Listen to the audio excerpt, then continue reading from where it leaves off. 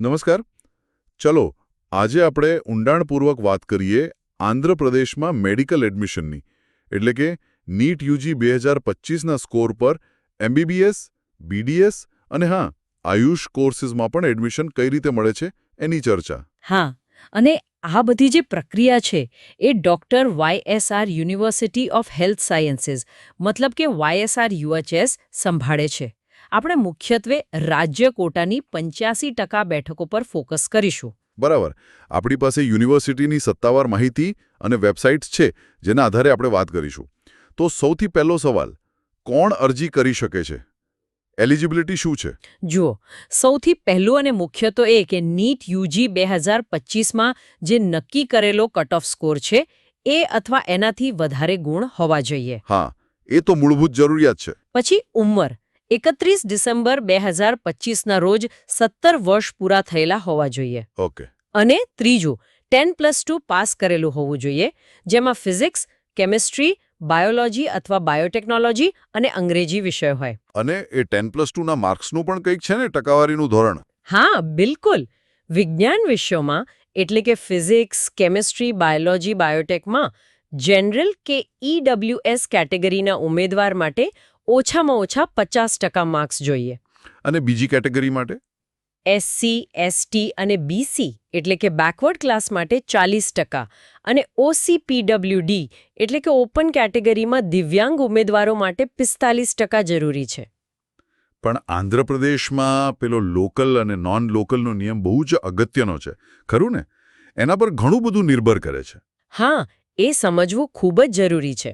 આંધ્રપ્રદેશને શૈક્ષણિક રીતે 2 મુખ્ય પ્રદેશોમાં વહેંચવામાં આવ્યો છે. એક આંધ્ર યુનિવર્સિટી AU વિસ્તાર અને બીજો શ્રી વેંકટેશ્વરા યુનિવર્સિટી SVU વિસ્તાર. અચ્છા. તમે કયા વિસ્તારના સ્થાનિક એટલે કે લોકલ છો એના આધારે તમારો કોટા નક્કી થાય. જે લોકલ ઉમેદવારો છે એમને 85% જે તે વિસ્તારની લોકલ બેઠકો માટે અને 15% જે અનામત નથી એટલે કે અનરિઝર્વડ બેઠકો છે એ બંને માટે લાયક ગણવામાં આવે છે. એટલે આનો સીધો મતલબ એ થયો કે જો તમે આંધ્રપ્રદેશના સ્થાનિક નથી એટલે કે નોન લોકલ છો તો તમારા માટે ફક્ત 15% અનરિઝર્વડ બેઠકો જ ઉપલબ્ધ છે. બરાબર. આના લીધે રાજ્ય લગભગ 85% તો સ્થાનિક ઉમેદવારો માટે બંધ જેવું જ થયું કહેવાય, જે બહારના કદાચ ગુજરાત જેવા રાજ્યના તેજસ્વી વિદ્યાર્થીઓ માટે સ્પર્ધા ઘણી અઘરી બનાવી દે છે. ચોક્કસ. એટલે આંધ્રપ્રદેશને આપણે ક્લોઝડ સ્ટેટ જેવું ગણી શકીએ મોટાભાગની બેઠકો માટે. હવે પ્રક્રિયાની વાત કરીએ તો બધું જ ઓનલાઈન થાય છે. ડોક્ટર YSR UHSની વેબસાઇટ છે drntrUHSP.in. એના મુખ્ય સ્ટેપ્સ કયા કયા? જુઓ, પહેલાં તો ઓનલાઈન રજિસ્ટ્રેશન કરવાનું હોય, જે જુલાઈ 2025માં થયું હતું. પછી જે નક્કી કરેલી ફી હોય એ ભરવાની અને જરૂરી ડોક્યુમેન્ટ્સ અપલોડ કરવાના. ડોક્યુમેન્ટ્સમાં શું શું આવે મુખ્યત્વે? એમાં તમારું નીટ રેન્ક કાર્ડ, 10+2ની માર્કશીટ, રહેઠાણનો પુરાવો, જો કોઈ કેટેગરી લાગુ પડતી હોય તો જાતિનું પ્રમાણપત્ર અને બીજા જે જરૂરી હોય તે. ઓકે. પછી ડોક્યુમેન્ટ્સ અપલોડ થયા પછી? યુનિવર્સિટી એક મેરિટ લિસ્ટ બહાર પાડે છે. આ લિસ્ટ તમારા નીટ સ્કોર અને બીજા માપદંડોના આધારે બને છે. અને આ મેરિટ લિસ્ટના આધારે જ આગળની પ્રોસેસ થાય, બરાબર? હા. એના પછી આવે છે વેબ ઓપ્શન્સ ભરવાનું સ્ટેપ. એટલે કે તમારે કઈ કોલેજ અને કયો કોર્સ જોઈએ છે એની પસંદગી ઓનલાઈન ભરવાની. ચોઇસ ફિલિંગ અને લોકિંગ જેને કહેવાય. બરાબર. આ બહુ ધ્યાનથી કરવાનું હોય છે કારણ કે તમારી પસંદગી અને તમારા રેન્ક પ્રમાણે જ તમને સીટ ફાળવવામાં આવે છે. અને સીટ એલોટમેન્ટ પછી? કેટલા રાઉન્ડ હોય છે સામાન્ય રીતે? સામાન્ય રીતે રાઉન્ડ 1, 2 અને 3 હોય છે. જો પછી પણ બેઠકો ખાલી રહે તો મોપઅપ રાઉન્ડ અને છેલ્લે સ્ટ્રે વેકન્સી રાઉન્ડ પણ થાય છે. અને સીટ મળી જાય પછી? પછી જે તે કોલેજમાં જઈને નિયત સમય મર્યાદામાં રિપોર્ટિંગ કરવાનું અને એડમિશનની ફોર્માલિટી પૂરી કરવાની હોય છે. અને પેલી ઓલ ઇન્ડિયા કોટા AIQની 15% બેઠકો એનું શું? હા, એ યાદ રાખવું જરૂરી છે કે AIQની 15% બેઠકોની કાઉન્સેલિંગ પ્રક્રિયા આનાથી બિલકુલ અલગ છે. એ MCC એટલે કે મેડિકલ કાઉન્સેલિંગ કમિટી દિલ્હી દ્વારા કેન્દ્રીય સ્તરે કરવામાં આવે છે. સમજાયું. હવે આંધ્રપ્રદેશમાં કુલ કેટલી બેઠકો હશે અંદાજે MBBS અને BDS માટે? જુઓ, સરકારી અને ખાનગી કોલેજોની કેટેગરી A બેઠકો જેની ફી લગભગ સરકારી ધોરણે હોય છે. ગણીએ તો MBBS માટે લગભગ 6,210 અને BDS માટે લગભગ 1,440 જેટલી બેઠકો છે. આ આંકડો થોડો બદલાઈ શકે છે દર વર્ષે.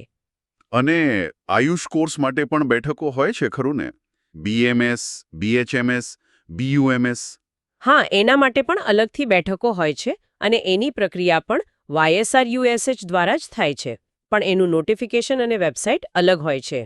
પેલી 85% રાજ્ય કોટા અને 15% અનરિઝર્વડ સિવાય ખાનગી કોલેજોમાં બીજા કોટા પણ હોય છે. હા, ખાનગી કોલેજોમાં મેનેજમેન્ટ કોટા એટલે કે કેટેગરી B અને NRI કોટા એટલે કે કેટેગરી C ની બેઠકો પણ હોય છે.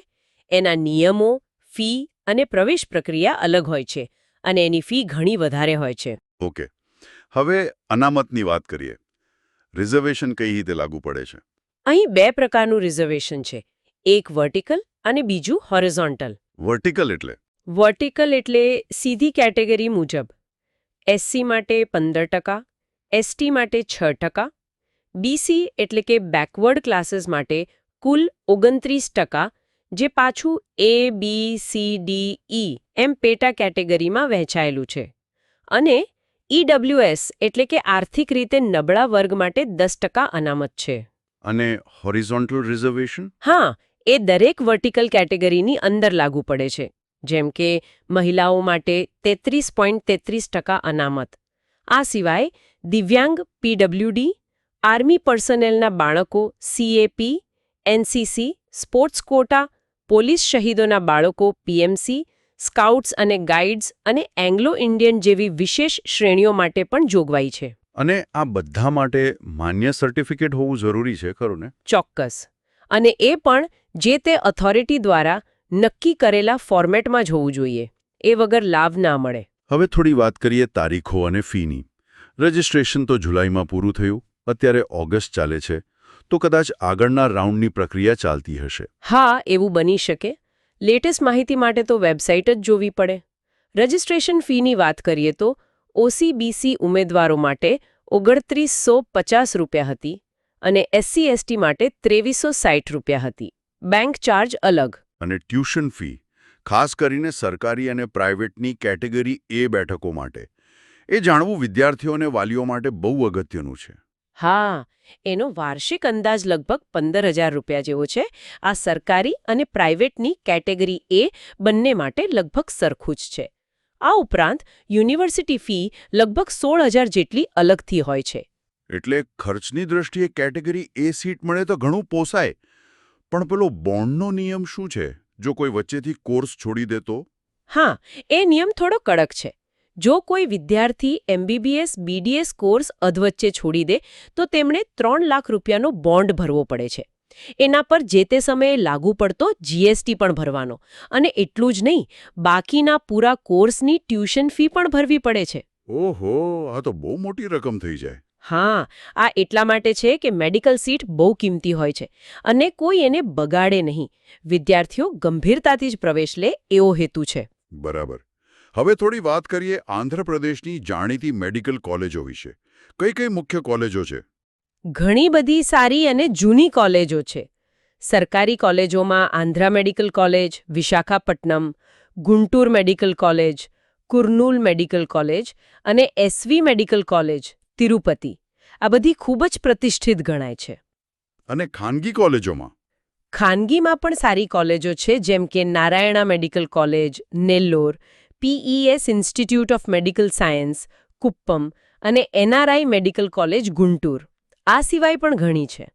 અને એમ્સ મંગલાગીરી પણ હવે ત્યાં છે ખરું ને? હા, એમ્સ મંગલાગીરી પણ એક મહત્વનો વિકલ્પ છે. જો કે એનું એડમિશન MCC દ્વારા ઓલ ઇન્ડિયા કોટા હેઠળ થાય છે. અને Ayush courses BAMS, BHMS, BUMS એના માટે પણ આ જ યુનિવર્સિટી છે ને? હા, એમના માટે પણ નીટ સ્કોરના આધારે જ એડમિશન થાય છે. કાઉન્સેલિંગ YSRUHS કરે છે.